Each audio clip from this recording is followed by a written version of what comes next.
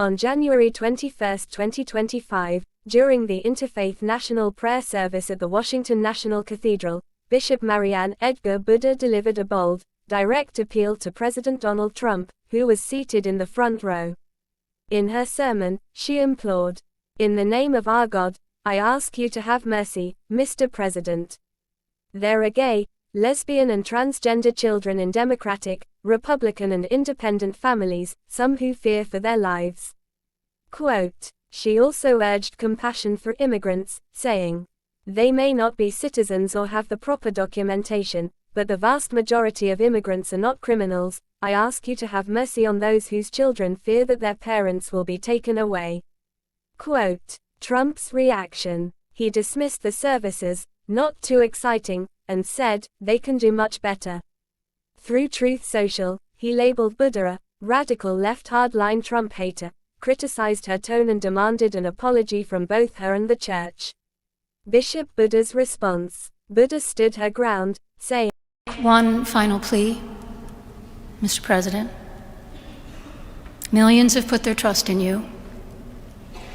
And as you told the nation yesterday, you have felt the providential hand of a loving God. In the name of our God, I ask you to have mercy upon the people in our country who are scared now. There are gay, lesbian, and transgender children in Democratic, Republican, and independent families, some who fear for their lives. And the people who pick our crops and clean our office buildings, who labor in poultry farms and meat packing plants, who wash the dishes after we eat in restaurants and work the night shifts in hospitals, they may not be citizens or have the proper documentation, but the vast majority of immigrants are not criminals. They pay taxes and are good neighbors. They are faithful members of our churches and mosques, synagogues, wadara, and temples. I ask you to have mercy, Mr. President, on those in our communities whose children fear that their parents will be taken away, and that you help those who are fleeing war zones and persecution in their own lands to find compassion and welcome here.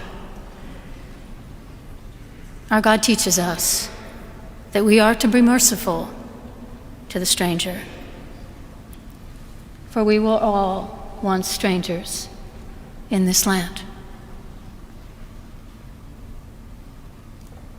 May God grant us the strength and courage to honor the dignity of every human being, to speak the truth to one another in love, and walk humbly with each other and our God for the good of all people in this nation and the world. Amen.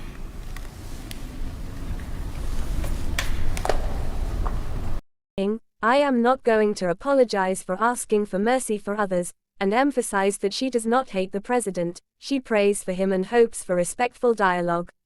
She received both national attention and significant support, including thousands signing petitions praising her stand.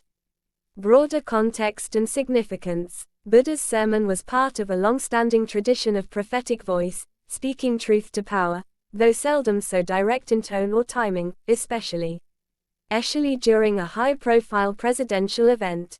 It underscored deep concerns among Episcopal and other faith leaders about the treatment of LGBTQ+ individuals and migrants under the incoming administration. The incident sparked heated debate on the role of clergy in public life. Should they confront political figures from the pulpit? What's next? The public and media reaction was sharply split. While some praised Buddha's moral courage, others accused her of politicizing a church service. Her firm refusal to apologize reaffirms a trend in faith communities toward vocal advocacy on social justice issues.